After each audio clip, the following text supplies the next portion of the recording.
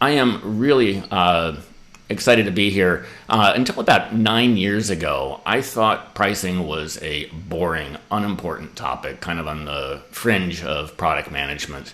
And I felt that way for much of my 20 plus year career in product management and marketing and entrepreneurship.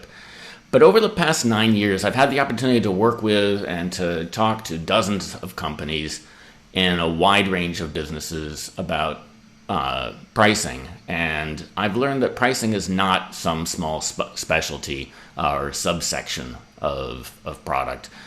Pricing is at the core of every business. It's crucial to the success of your business. So by the end of this session, I want to take you through some of the things that I've learned on my journey through this. And by the end of this session, I hope you'll have gained as much excitement about the power of pricing as I have. But more importantly, I want you to come away with the knowledge that you can use this power to dramatically increase the success of your product and your business. So I'm going to share a few scenarios here. The question is, how much do you pay for a coffee? And I'd like you to keep track as we go through these scenarios of the lowest and highest price that you would pay in that particular case. So what would you pay for a basic brew? For a latte with steamed milk? With fancy foam art? For a cup for someone in need? How about for an educational experience, learning about coffee and sampling the finest coffees of the world? What would you pay for Japanese coffee made with raw coffee beans aged for 22 years, then fresh roasted and slowly drip brewed, then barrel aged in liqueur casks, creating a syrupy cup with notes of wine and chocolate? How about for a cup you can brew in an instant?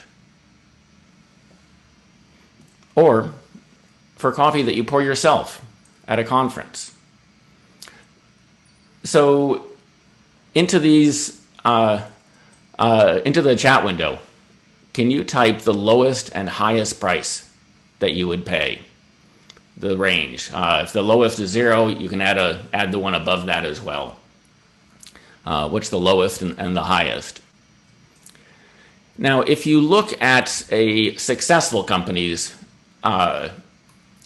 price range for a product line, take a look at Starbucks, for example. The typical range from the lowest to the highest is about 3-to-1 to 10-to-1. This is for a successful company's product line. So if we look at the lowest price, we can walk into a Starbucks and get an espresso, depending upon where you're located, for about $1.75. And you can pay as much as $5.75 for a Frappuccino, which is well within that range. And so I'm seeing some pretty nice ranges here. I'm seeing $8, $9, $2.75 as the highest, $10. This is great, $25. And the lowest, 0 or maybe $1.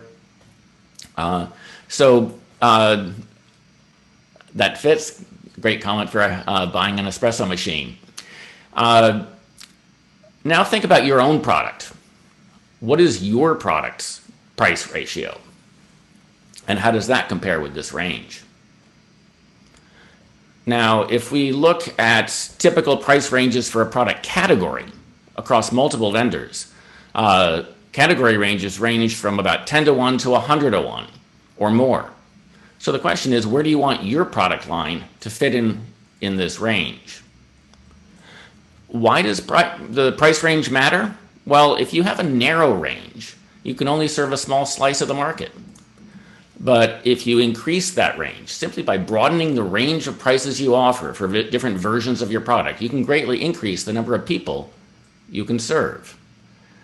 So I want you to understand that you've got more power than you think. And if you can use the full range of your pricing power, and especially if your range currently is less than 3-to-1, you have a lot of untapped opportunity just to increase the range and serve more people, some at a higher price, perhaps some at a lower price. And even if your range is above 3-to-1, you can likely expand further You can grow market share, increase profitability, increase revenue.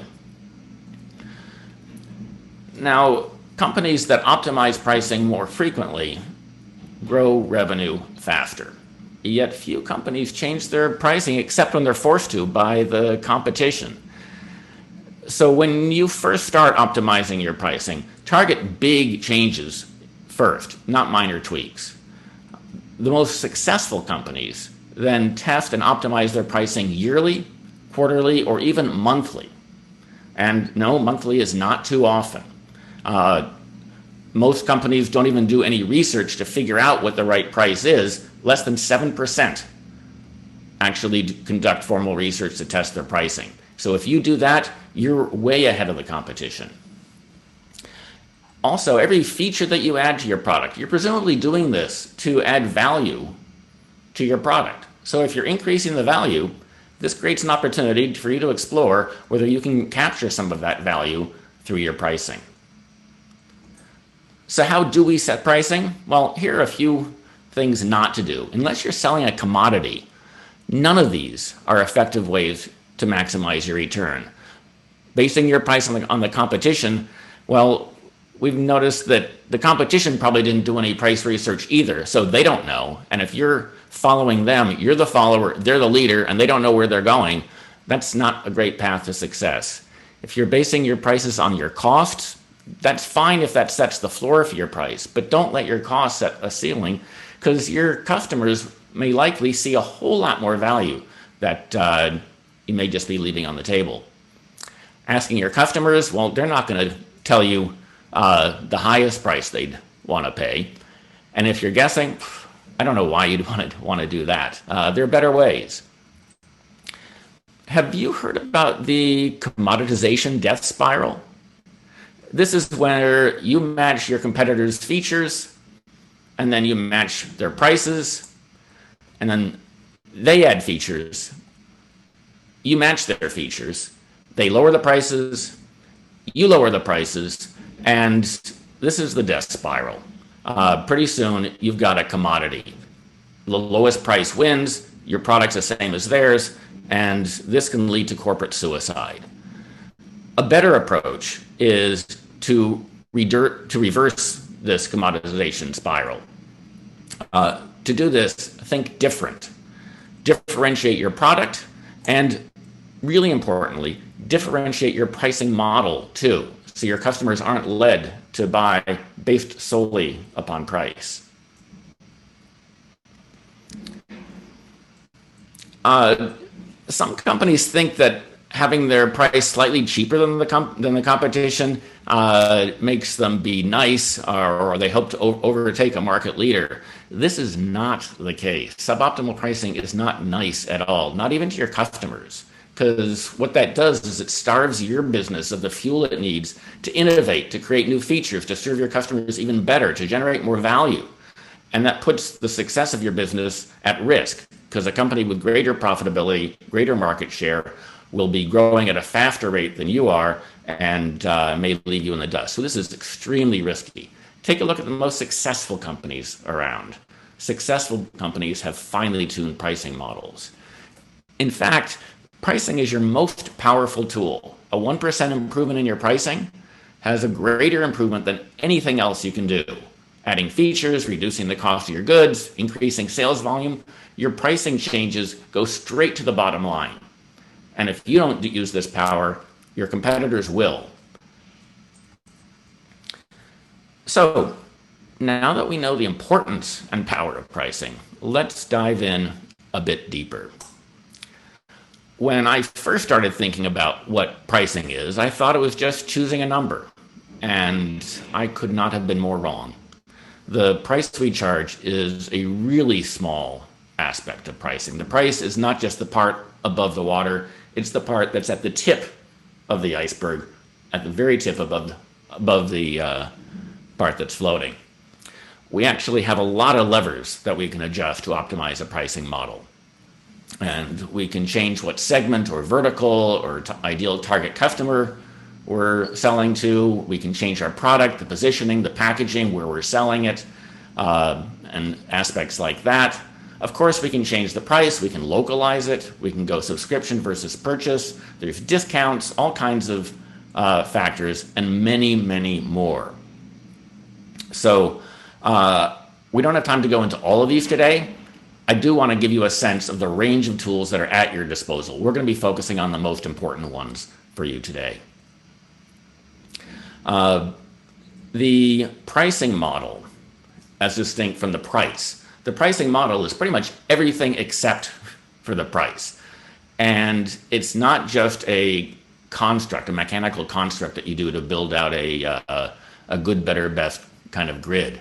I'd like you to think of pricing models as an opportunity for strategic innovation, disruptive innovation, which can give you a competitive advantage.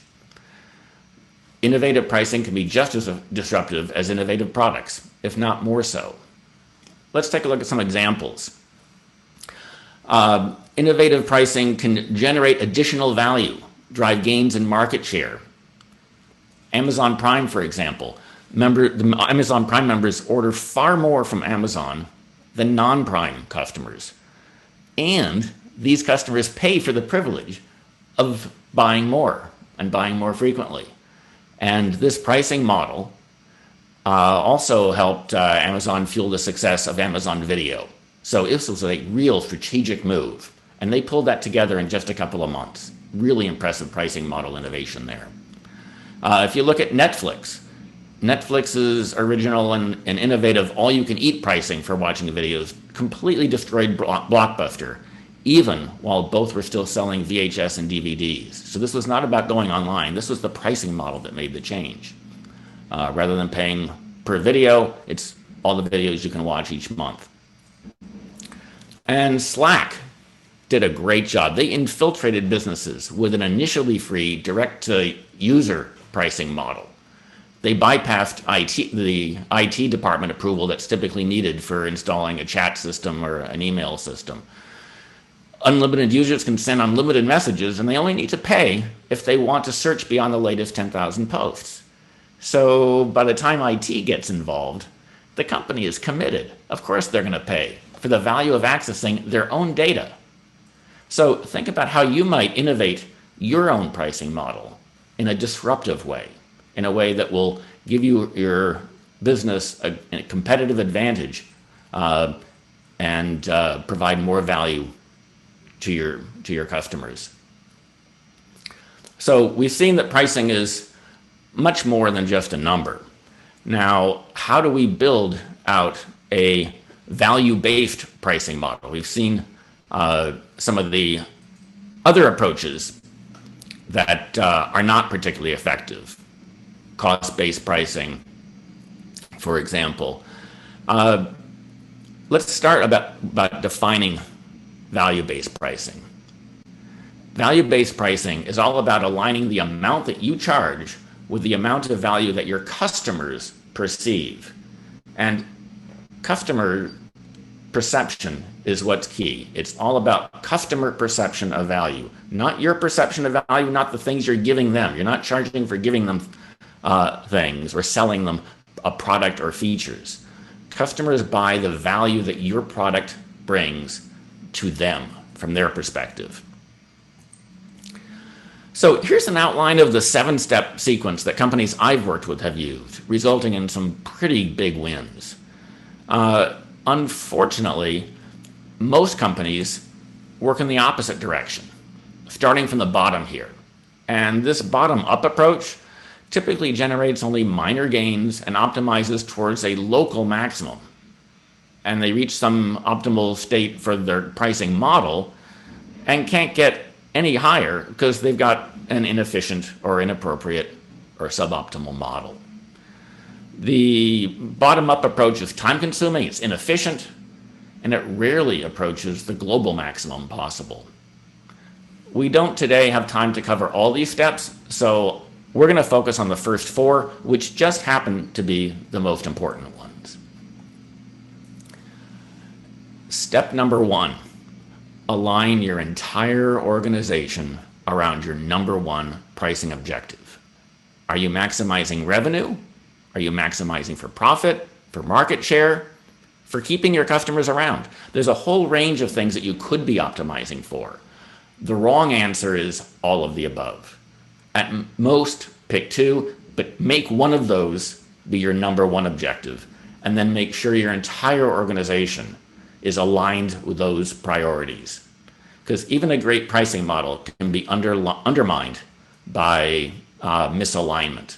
If the sales team is optimizing for revenue and your company is maximizing for profit, they'll be discounting like crazy. Don't let that happen.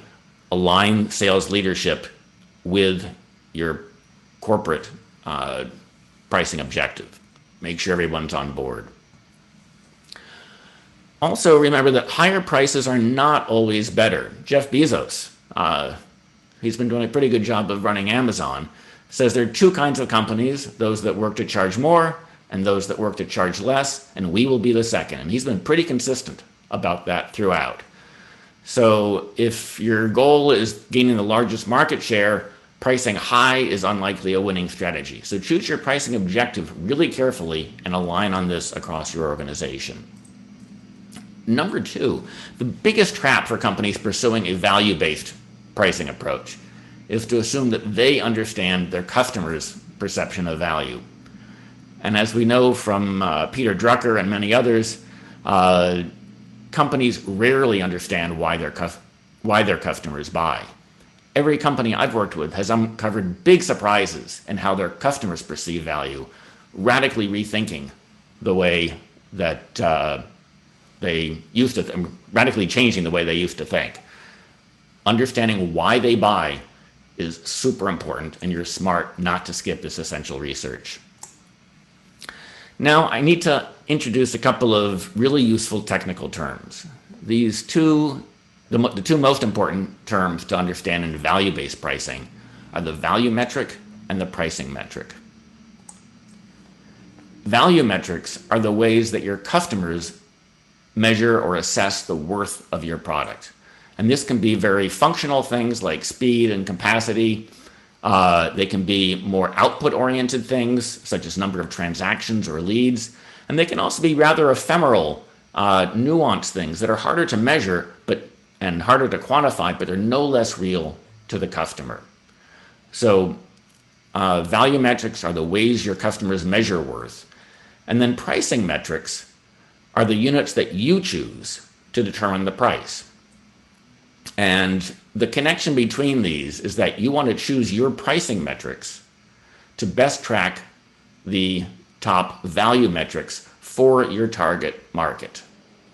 So examples of those could be charging per user or per gigabyte, or again, more output-oriented, per lead or per transaction that your system provides. And they can also be value metrics that are, again, less measurable, but still able to be charged for per month of fun, per reduction in risk, or other things about the way your customers feel. And if they're feeling better, you can charge for making them feel good, better, or even great. So the value metrics come from researching your customers. You don't make these up, you discover them. Pricing metrics are where you do the innovation in making that connection. Now, this may not be clear, so let's go through some examples of value-based pricing in action. First, starting with a comparison, the way magazine ads are sold, which are typically cost-based. You pay, if you're placing an ad in a magazine, you pay for the size and the location of the ad, whether it's color or black and white, and the number of magazines delivered. These are all correlated with the costs that the company is incurring in delivering the value. Contrast that with Google AdWords, and we're looking at things that matter to the customer, which is how effective is this ad, and are we reaching the right relevant users? And what Google AdWords does is they pay per click. So you only pay if a customer is clicking on that, and the amount you pay is based upon the demand for that keyword of how valuable that customer is. So this is directly correlated to the value that the customers are perceiving, and this is why Google AdWords has totally revolutionized the advertising industry, dominating it now because of value-based pricing. The point I'm trying to make here is that choosing what we charge for is far more important than choosing the amount to charge. The range of possible prices is constrained by your model, and a better model can greatly expand the range of prices that you're willing to pay. And just going to pause briefly here. If you have questions about any of this, please type them into the chat. We will get to them at the end. Step 4 is to segment your market for maximum return, because it's not just about good, better, best. Different segments perceive value differently. They may care about different things.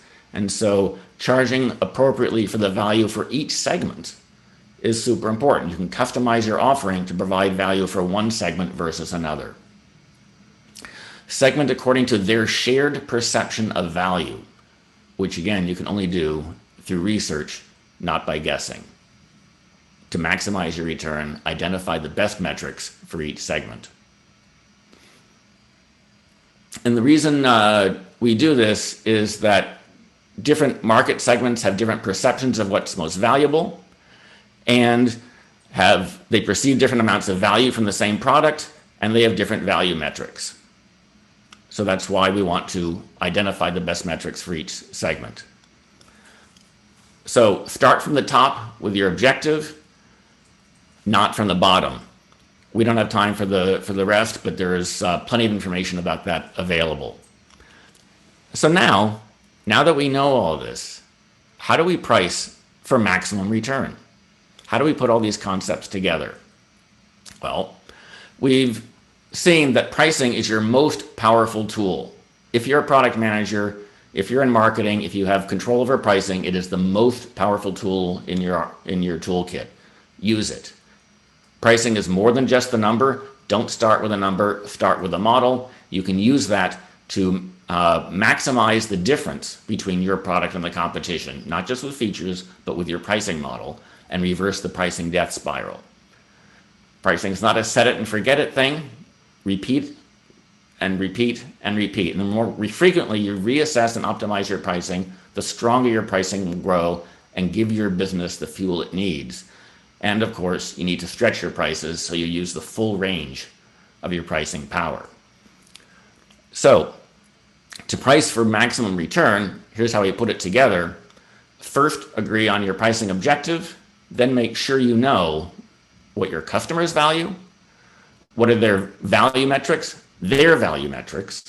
what are your best pricing metrics, then identify the best and most valuable segments that you want to target, and only then can you move on to figuring out what the right prices are.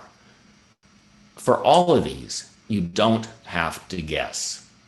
Most companies guess.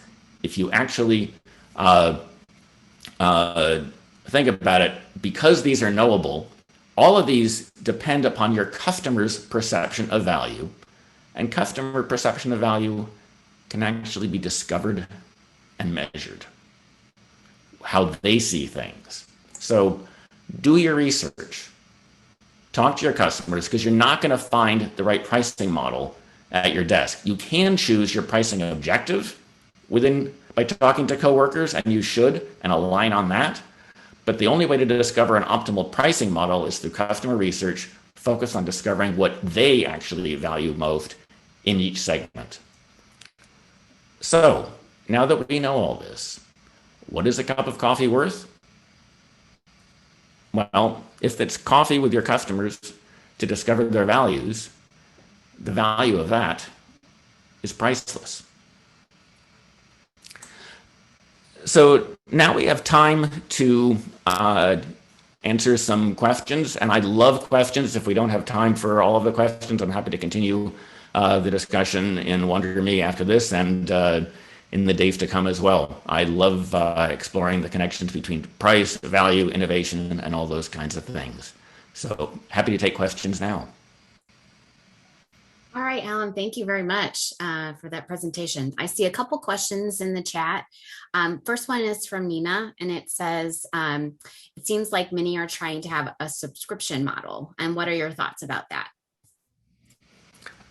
Very perceptive question, and it's illuminating here, because there has been a huge trend away from purchasing toward subscriptions. And there's a connection between that trend and value-based pricing, the connection between price and value. Sometimes people think, oh, it's the subscription, I have to keep on paying forever. But the point is you don't. You only need to pay as long as you are perceiving that you're getting value. And the result of this is that if the pricing model is built correctly, you only pay when you're perceiving value. This is as a customer. You only pay when you're perceiving value. You can stop when you don't. You don't have to pay if you don't think it's worth it. But the more value you get, the more you'll pay. And then from the company's perspective, this is a far better model. Almost every product can be turned into a subscription. And I would encourage you to do some thinking and some exploration, some research around this possibility. And the reason is that setting the price per value basis for your organization does more than just create a revenue model. It also changes the focus of your company from building a product and selling the product to focusing on delivering an increasing amount of value with every single new version, iteration, new product. The question is, how can we deliver more value to our customers? Why? Because when we deliver more value, we receive more value. And this creates a flywheel effect that ripples throughout the innovation and engineering, if it's an engineering type product side, through marketing and communicating that value, and then of course capturing that value with your pricing model. Next question, or if there's a follow-on on that as well. Yeah, it does seem like it could be related. It was from Bonnie saying, do you find any relationship between price and the length of the contract? Relationship between price and the length of the contract, yes. If you look at it from a value perspective as opposed to a selling a product perspective, the question is, what is the value of that product over time? And if you, presumably, if the customer is using the product over a greater length of time, they are receiving more value. You can tune that kind of model to the stage that your company is in. Whether you want to lock customers in for a long time, be careful with that though, because often you may discount heavily in order to gain that lock-in, and also it can serve, doesn't necessarily, but it can serve to remove the feedback that is essential for understanding the amount of value that your customers are perceiving. And so many of these long-term contracts are moving from a long-term contract model to a subscription model with some term, whether it's monthly or annual, with small discount for a longer period, but connecting the amount of value that your customers are perceiving to the amount of money that you make can actually transform your entire business, not just the pricing model. All right, thank you. So Prasad had a couple questions. And just a time check, you have about 5 more minutes just to let everyone know. So the first question was, what are your favorite tools or methods to measure a customer's perception of value?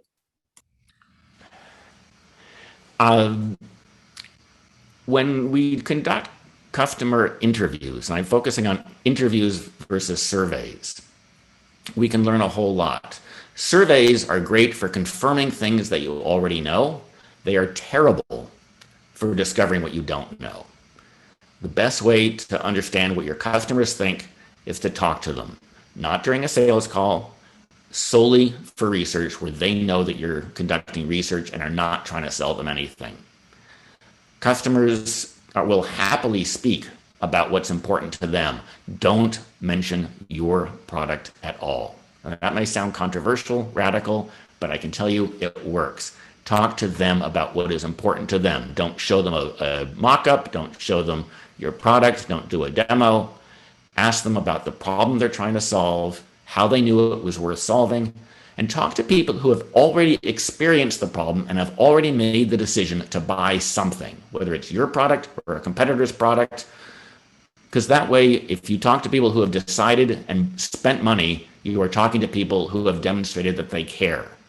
Don't ask your friends, don't ask your mother, ask people, unless they're the customers, ask the people who have spent money on this and have shown that they've invested in that.